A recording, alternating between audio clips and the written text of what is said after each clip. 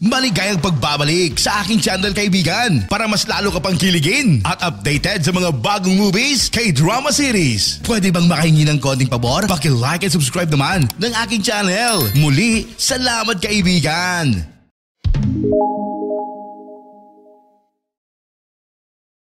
Nagsimula ang kwento sa isang binata na nagngangalang Chan. Araw-araw nagtitinda siya ng steamed buns malapit sa high school. Hanggang isang araw ay may isang lola at ang kanyang apo na bumili ng tinapay na binibenta ni Chan. Ang apo ng lola ay si Susan na malapit nang magtapos sa pag-aaral. Tila patuloy na nakatingin si Chan kay Susan dahil na love at first sight pala si Chan kay Susan.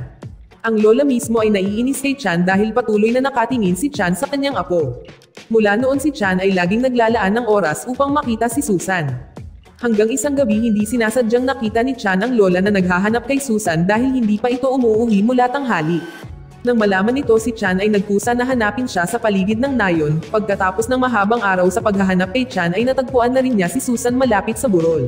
Agad na ibinalik ni Chan si Susan sa kanyang lola. Ito pala si Susan ay may kapansanan sa pag-iisip kaya madalas niyang nakalimutan ang kanyang pag-uwi at medyo kakaiba ang ugali. Gayunpaman hindi yun pinansin ni Chan dahil siya talaga ang kanyang mahal. Makalipas ang ilang araw ay hindi na nakita ni Chan si Susan at ang kanyang lola. Naging curious siya sa nangyayari sa kanila. Hanggang sa matapos ang pagtitinda ay nagkusa si Chan na pumunta sa bahay ni Susan. Ngunit nagulat si Chan dahil sa harap ng bahay ni Susan ay puno ng maraming mga tao kasama na ang mga pulis at social services. Lumabas na 3 araw nang patay ang lola ni Susan at nakahiga lang si Susan sa tabi ng katawan ng lola niya. Kaya inakala ng lahat na lumalala na ang mental health ni Susan at nabaliw. Kaya si Susan ay dinala sa isang mental hospital. Kinagabihan si Chan ay palihim na bumisita sa hospital kung saan ginagamot si Susan. Buti na lang at nasa likod ng hospital ang kwarto ni Susan.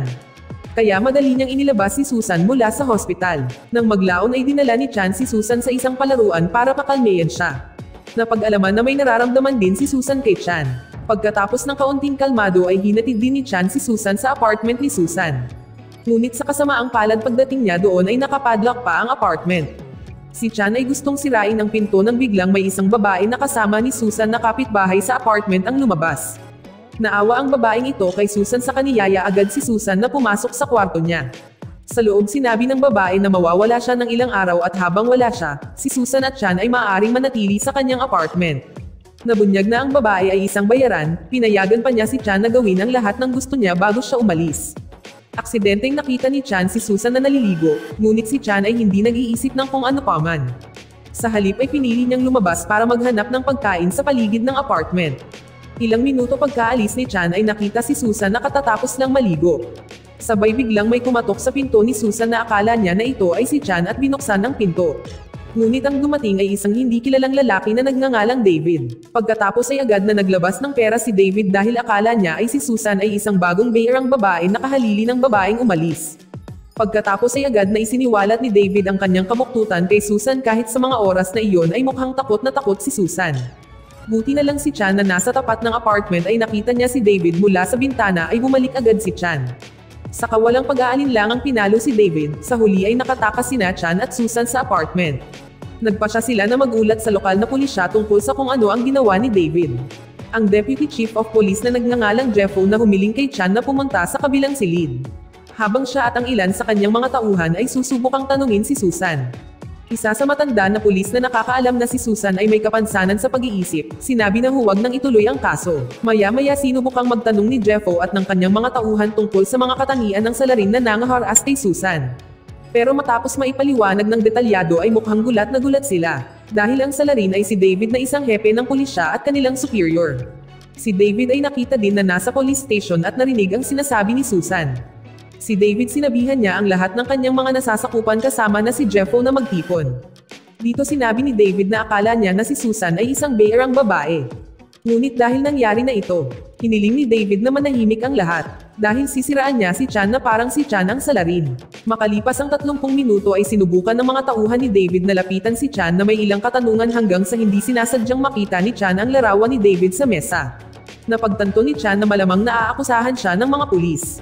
Mabilis na sinubukan ni Chan na tumakas sa pamamagitan ng pagdala kay Susan, ngunit sa kasamaang palad ay hindi nagtagumpay si Chan. Ang mga pulis ay ginahasa pa si Susan sa mismong harapan niya. Tila nasisiyahan sila sa kanilang ginawa. Isa sa kanila ay ginawa pa ito kay Susan ng 2 beses. Pagkatapos noon ay nagsimula silang gumawa ng senaryo sa pamamagitan ng pagpapanggap na nakahawak si Chan ng baril ng pulis. Na ang baril ay nakadikit sa kamay ni Chan na ngayon ay wala ng malay. Habang si Susan ay tinakat din siya kung maglakas loob si Susan na magsabi ng totoo ay hindi sila magdadalawang isip na tapusin si Chan sa bilangguan. Sa panahon ng paglilitis ay ibinigay ng mga pulis ang maling testimonya, ayon sa dati nilang plano hanggang sa huli si Chan ay kailangang manatili sa bilangguan ng 6 na buwan. Dahil siya ay itinuturing na umatake sa mga awtoridad. Noong siya ay nasa bilangguan sinubukan ni Chan na burahin ang kanyang fingerprint dahil may binabalak siya kapag siya ay nakalaya. Matapos ang 6 na buwan nakalabas na rin si Chan sa kulungan. Nang papaalis na si Chan hinihintay siya ni Susan pero umiyak si Chan nang makita niya si Susan. Dahil buntis na pala si Susan na bunga ng mga ginawa ng mga pulis. Si Susan ay pilit pa ring ngumiti para makalimutan ni Chan ang mga nakaraang pangyayari. Pagkatapos noon ay medyo masaya silang dalawa, dahil ngayon ay magkasama na sila. Pero hindi mawala sa puso ni Chan ang galit sa nangyari at siguradong maghihiganti si Chan sa mga pulis. Isang araw nagpakita ang isang buntis na namimili, nalaman na ang babae ay asawa ng isa sa mga pulis na tauhan ni David. Matapos ang pamimili ay agad siyang umuwi, hindi nagtagal ay umuwi na rin ang kanyang asawang si Ting Zai at agad na tinawag ang kanyang asawa. Ngunit kasabay nito ay bigla siyang inatake ng isang lalaki na si Chan mula sa likuran. Makalipas ang ilang araw ang isang pangkat ng mga diver ay natagpuan ang isang plastic bag na may napakabahong amoy. Dinala ang bag sa himpilan ng pulisya para sa pagkakakilanlan. Nang mabuksan ang bag laking gulat nila na naglalaman ito ng durog na fetus. Sa loob nakita rin nila ang identity card ni Ting Zai ang sarili nilang kasamahan. Sa pagkaalam nito ay mabilis silang nagtungo sa bahay ni Ting Zai. Pagdating doon ay hindi na nakita ng mga pulis ang kinaroroonan ni Ting Zai, hanggang sa ilang sandali lang ay nagulat na naman nila nang makita nila ang patay na asawa ni Ting Zai na naaagnas. Samantala isang matandang pulis na katatapos lang magbiyahe kasama ang kanyang batang buntis na asawa alam na ang matandang pulis na ito ay bahagi din ng mga salarin na gumahasa kay Susan noon. Nang gustong dalhin ng matandang pulis ang inumin natakot siya nang makita niya ang kanyang asawa na nakatitig sa bintana. 30 minuto pagkatapos noon ay sinubukan ng matandang pulis na kontakan ang isa sa kanyang mga kasamahan sa pulis. Ngunit nang sagutin ito ang matandang pulis ay walang sinabi, at iniisip nila na may maling nangyayari. Sa maikling oras ay dumating sa bahay ng matandang pulis ang kanyang mga kasamahan na pulis. Gayunpaman laking gulat nila nang makita ang patay na asawa ng matandang pulis na hiwa ang Chan tulad ng naunang kaso. Pagkatapos ay nakita din nila ang patay na matandang pulis sa hot tub. Dito hinala ni Jeffo na ang may kagagawa ng lahat ng mga insidenteng ito ay maaaring si Chan, na gustong maghiganti sa kanila. Maya-maya sa balita ng sunod-sunod na pagpatay sa mga pulis, at nag-viral ang mga biktima sa national TV. Sinubukan ng mga awtoridad na hanapin ang salarin sa pamamagitan ng pagsubaybay sa bawat sasakyang umalis at pumasok sa kanilang lungsod. Sa lalong madaling panahon pagkatapos ang bus na sinasakyan ni Chan ay pinatigil din ng mga awtoridad. Si Chan na natakot na si Jeffo ay naghihinala na sa kanya ay piniling tumakas ng palihim. Sa kasamaang palad si Chan ay nahuli ni Jeffo. Sa huli ay nahuli si Chan at dinala sa isang interrogation room. Dito si Chan ay pinahirapan ni Jeffo at ng isa niyang tauhan para umamin si Chan sa lahat ng ginawa niya sa kanilang mga kasamahan. Subalit pinili ni Chan na manahimik kaya nagpatuloy sila sa pagpapahirap kay Chan, na inis na ayaw pa rin umamin ni Chan na gusto ni Jeffo barilin si Chan sa ulo.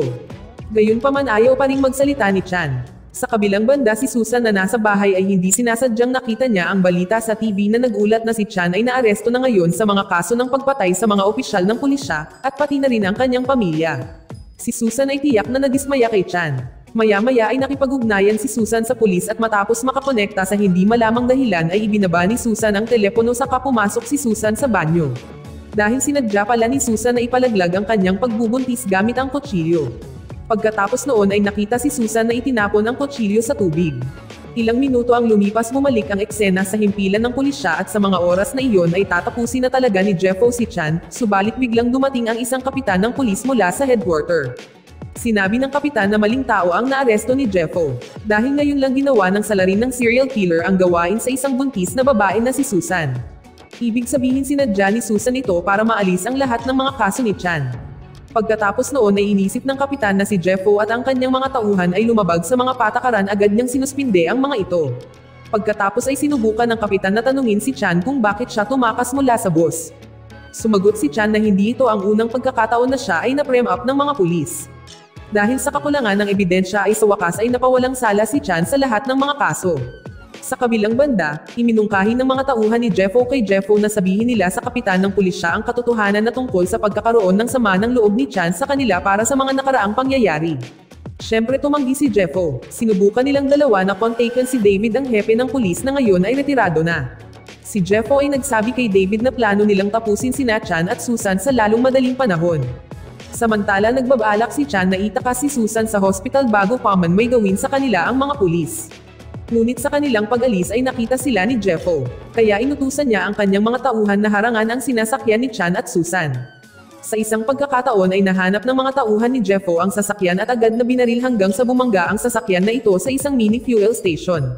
Pagkatapos ay nagkaroon ng scuffle sa pagitan nilang dalawa. Maya-maya lang ay biglang dumating si Jeffo at agad na sinadya na sagasaan si Chan. Buti na lang nakaiwas si Chan. Sa huli ay nahuli si Chan at agad na binugbog ni Jeffo. Habang na-corner si Chan ay hindi sinasadyang nakakita ng bakal pagkatapos ay walang pagdadalawang isip na pinalo ni Chan si Jeffo at namatay. Kinabukasan ay naabutan ni David ang dating hepe ng pulisya na ngayon ay retired, si Susan sa isang ambulansya, nang hindi nag-iisip agad na binaril ni David si Susan na nakahiga pa rin. Pagkatapos ay sinubukan ni David na guluhin si Chan sa pamamagitan ng pagpapaputok ng kanyang baril pataas. Nang marinig ang tunog ng putok ng baril, si Chan na tila nahimatay agad nagising. Habang pasuray-suray si Chan, pilit lumapit kay David. Si David na gustong tapusin ang lahat ay agad na sinubukang tapusin agad si Chan gamit ang kanyang baril hanggang sa maubusan siya ng bala. Tapos sabi ni David kung makakaligtas si Chan at mabubuhay ay magkikita pa sila. 5 years pagkatapos ng lahat, nakitang nagde-daydream si David dahil lumalabas na lagi siyang pinagmumultuhan ng mga kasalanan niya kay Susan at Chan.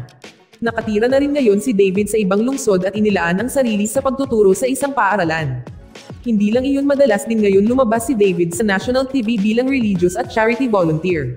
Sa kabilang banda si Cha ay buhay pa, at hindi sinasadyang nakita niya sa TV broadcast na nagpapakita kay David. Dahil dito nalaman na ni Chan ang kinaroroonan ni David. Bago puntahan si David, si Chan ay nag-ahit ng buhok tulad ng dati.